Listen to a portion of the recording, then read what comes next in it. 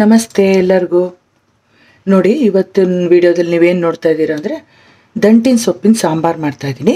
ಈ ಸಾಂಬಾರಿಗೆ ಮಸಾಲನ್ನ ಹುರಿದ್ಬಿಟ್ಟು ರುಬ್ಬಿ ಹಾಕೋಣ, ತುಂಬ ಚೆನ್ನಾಗಿರುತ್ತೆ. ಒಂದು ಸತಿ ಈ ಥರ ನೀವು ಟ್ರೈ ಮಾಡಿ. ಮೊದಲು ಕುಕ್ಕರಲ್ಲಿ ನಾನು ನೋಡಿ ಒಂದು ಕಟ್ಟು ದಂಟಿನ ಸೊಪ್ಪನ್ನು ಕ್ಲೀನಾಗಿ ತೊಳೆದ್ಬಿಟ್ಟು ಸಣ್ಣದಾಗಿ ಹೆಚ್ಚಿ ಕುಕ್ಕರಲ್ಲೇ ಬೇಯಿಸ್ಕೊಳ್ತಾ ಇದ್ದೀನಿ. ನೀವು ಹೊರಗಡೆ ಪಾತ್ರೆಯಲ್ಲೂ ಡೈರೆಕ್ಟಾಗಿ ಬೇಯಿಸ್ಬೋದು, ಬಟ್ ಕುಕ್ಕರಲ್ಲಿ ಬೇಯಿಸಿದ್ರೆ ಚೆನ್ನಾಗಿ ಸಾಫ್ಟಾಗಿ ಬೇಯುತ್ತೆ. ಒಂದು ಅರ್ಧ ಕಪ್ಪಷ್ಟು ತೊಗರಿಬೇಳೆ ಒಟ್ಟಿಗೆ ಜೋಡಿಸ್ಬಿಟ್ರೆ ಬೇಗ ಆಗೋಗುತ್ತೆ. ಒಂದೇ ಕೆಲಸ, ಎಲ್ಲಾದರೂ ಮೂರು ಬೆಂದೋಗುತ್ತೆ, ಅನ್ನ ಬೇಳೆ ಸೊಪ್ಪು ಎಲ್ಲ.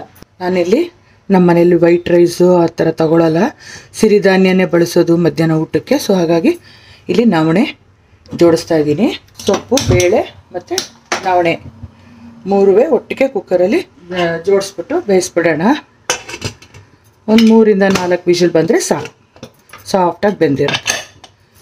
ಕುಕ್ಕರ್ ಕೂಗಷ್ಟೊತ್ತಲ್ಲಿ ಮಸಾಲ ಹುರಿದ್ಬಿಟ್ಟು ರುಬ್ಬೋಣ. ಒಂದು ಬಾಣಲೆ ಇಟ್ಬಿಟ್ಟು 2 ಸ್ಪೂನು ಎಣ್ಣೆ ಹಾಕಿ, ಮೊದಲಿಗೆ ಧನಿಯಾ ನೋಡಿ ಊಟ ಮಾಡೋ ಸ್ಪೂನ್ ಇದು, 2 ಸ್ಪೂನ್ ತೊಗೊಳ್ಳೋಣ ಧನಿಯಾ. 1 ಸ್ಪೂನು ಉದ್ದಿನಬೇಳೆ, 1 ಸ್ಪೂನು ಕಡಲೆಬೇಳೆ, ಒಂದು ಅರ್ಧ ಸ್ಪೂನು ಜೀರಿಗೆ, ಅರ್ಧ ಸ್ಪೂನು ಮೆಂತ್ಯ. ನೋಡಿ ಇಷ್ಟೇ. ಖಾರಕ್ಕೆ ಗುಂಟೂರು ಬ್ಯಾಡಗಿ 2 ಸೇರಿಸಿ ಹಾಕ್ತಾಯಿದ್ದೀನಿ. ಒಂದು 5-6 ಚೆನ್ನಾಗಿ ಹೊಂಬಣ್ಣ ಬರೋವರೆಗೂ ಫ್ರೈ ಮಾಡ್ಕೋಬೇಕು. ಚೆನ್ನಾಗಿ ಹುರಿದಿದ್ದಾಗಿದೆ ನೋಡಿ, ಹೊಂಬಣ್ಣ ಬಂದಿದೆ. ಈಗ ಒಲೆ ಉರಿ ಆಫ್ ಮಾಡಿದ್ದೀನಿ. ಕರ್ಬೇವಿನ ಸೊಪ್ಪು ಸ್ವಲ್ಪ ಇಂಗು ಲಾಸ್ಟಲ್ಲಿ ಸೇರಿಸ್ಕೊಂಡು ಇದು ತಣ್ಣಗಾದಮೇಲೆ ಒಂದು ಅರ್ಧ ಬಟ್ಲಷ್ಟು ತೆಂಗಿನಕಾಯಿ ತುರಿ ಜೊತೆ ರುಬ್ಕೋಬೇಕು. ನೈಸಾಗಿ ಪೇಸ್ಟ್ ಮಾಡ್ಕೊಂಬರ್ಬೇಕು. ಅಷ್ಟೊತ್ತಲ್ಲಿ ಕುಕ್ಕರ್ ಕೂಗಿ ಪ್ರೆಷರ್ ಇಳಿದ್ಮೇಲೆ ಸೊಪ್ಪು ಬೇಳೆ ಬೆಂದಿರುತ್ತಲ್ವ, ಮಸಾಲಾನ ಹಾಕಿ ಹುಣಸೆ ಹಣ್ಣೆಲ್ಲ ಹಾಕಿ ಕುದಿಸಿದ್ರೆ ಸೂಪರಾದ ಸಾಂಬಾರು ರೆಡಿ ಆಗುತ್ತೆ. ನೋಡೋಣ ಮುಂದೆ ಮಾಡೋದು ತೋರಿಸ್ತೀನಿ. ಇವಾಗ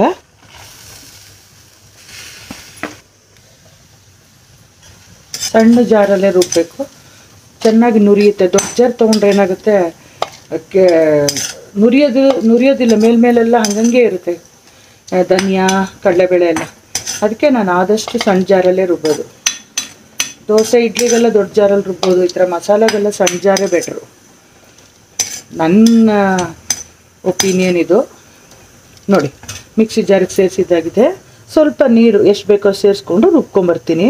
ಕುಕ್ಕರ್ ಪ್ರೆಷರ್ ಕಂಪ್ಲೀಟಾಗಿ ಕೂಲಾಗಿದೆ ನೋಡಿ. ಸೊಪ್ಪು ಮತ್ತು ಬೇಳೆ 2 ಚೆನ್ನಾಗಿ ಬೆಂದಿದೆ. ಈಗ ಯಾವ ಕುಕ್ಕರಲ್ಲಿ ಬೇಯಿಸ್ಕೊಂಡಿದ್ವಲ್ಲ ಅದೇ ಕುಕ್ಕರಲ್ಲಿ ಒಂದು 2 ಟೀ ಸ್ಪೂನು ಆಯಿಲ್ ಹಾಕಿದ್ದೀನಿ. ಒಗ್ಗರಣೆಗೆ ಒಂದು ಅರ್ಧ ಟೀ ಸ್ಪೂನಷ್ಟು ಸಾಸಿವೆ, ಒಂದೇ ಒಂದು ಈರುಳ್ಳಿ ಸಣ್ಣದಾಗಿ ಹೆಚ್ಚಿ, 1 ಟೊಮೊಟೊ ಸಣ್ಣದಾಗಿ ಹೆಚ್ಚಿ, ಸ್ವಲ್ಪ ಕರ್ಬೇವಿನ ಸೊಪ್ಪನ್ನು ಒಗ್ಗರಣೆಗೆ ಹಾಕ್ತಾಯಿದ್ದೀನಿ. ಬೇಳೆ ಸೇರಿಸೋಣ. ರುಬ್ಕೊಂಬಂದಿದ್ನಲ್ಲ ಆ ಪೇಸ್ಟು ಹುರಿದು ರುಬ್ಬಿರೋದು. ಈ ಮಿಕ್ಸಿ ಜಾರಲ್ಲೂ ಸ್ವಲ್ಪ ಮೆತ್ಕೊಂಡಿರುತ್ತೆ, ಅದನ್ನು ನೀರು ಹಾಕಿ ಕ್ಲೀನಾಗಿ ತೆಗೆದುಬಿಡೋಣ.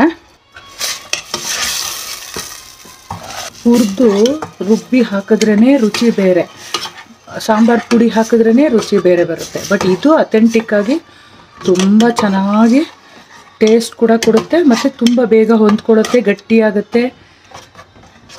ಎಲ್ಲ ಒಂದು ಚೂರು ವ್ಯತ್ಯಾಸದಲ್ಲಿ ಎಷ್ಟು ರುಚಿ ಬದಲಾವಣೆ ಆಗುತ್ತೆ ಗೊತ್ತಾ. ಯಾವಾಗಲೂ ಹುರಿದು ರುಬ್ಬಿ ಮಾಡಿದ್ರೇ ಸಾಂಬಾರೆಲ್ಲ ಸಖತ್ತಾಗಿರುತ್ತೆ.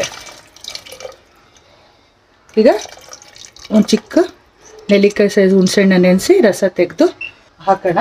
ನಾನು ಇನ್ನೂ ಸೊಪ್ಪು ಸೇರಿಸಿಲ್ಲ, ಇದು ಕುದೀಲಿ, ಆಮೇಲೆ ಸೊಪ್ಪು ಸೇರಿಸ್ತೀನಿ. ಬೇಳೆ ಮಸಾಲೆ ಎಲ್ಲ ಚೆನ್ನಾಗಿ ಕುದೀತಾ ಇದೆ. ಈ ಸ್ಟೇಜಲ್ಲಿ ಸೊಪ್ಪು ಸೇರಿಸ್ಬಿಡೋಣ, ಬೇಯಿಸಿಟ್ಕೊಂಡಿರೋಂಥದ್ದು.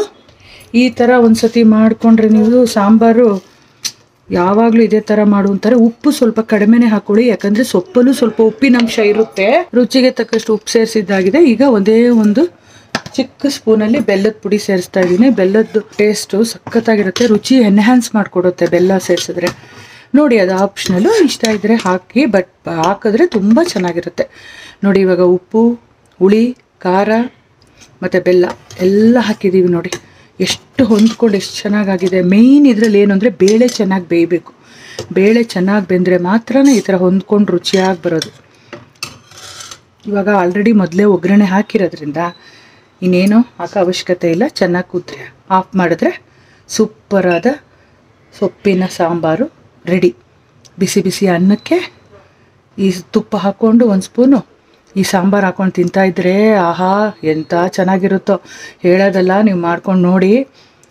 ಇವತ್ತು ನಾನು ಮಾಡಿ ತೋರಿಸಿರೋ ಥರ ಸಾಂಬಾರನ್ನ ನಿಮ್ಮ ಮನೇಲಿ ಮಾಡಿಬಿಟ್ಟು ದಂಟಿನ ಸೊಪ್ಪುದು ಕಾಂಡ ಸಿಗುತ್ತಲ್ಲ ಅದರಲ್ಲೂ ಪಲ್ಯ ಮಾಡ್ಬೋದು. ಅದು ಒಂದು ವಿಡಿಯೋಲಿ ಹಾಕ್ತೀನಿ ನಾನು. ನೀವು ಮಾಡ್ಬಿಟ್ಟು ಹೇಗೆ ಬಂತು ಅಂತ ಕಮೆಂಟಲ್ಲಿ ಹೇಳಿ. ಮತ್ತೆ ಬೇರೆ ಒಂದು ರೆಸಿಪಿಲಿ ನಿಮಗೆ ನೆಕ್ಸ್ಟ್ ವಿಡಿಯೋದಲ್ಲಿ ಸಿಗ್ತೀನಿ. ಆರೋಗ್ಯವಾಗಿರೋಣ, ಆರೋಗ್ಯವಾಗಿ ತಿನ್ನೋಣ. Take care friends, bye, see you.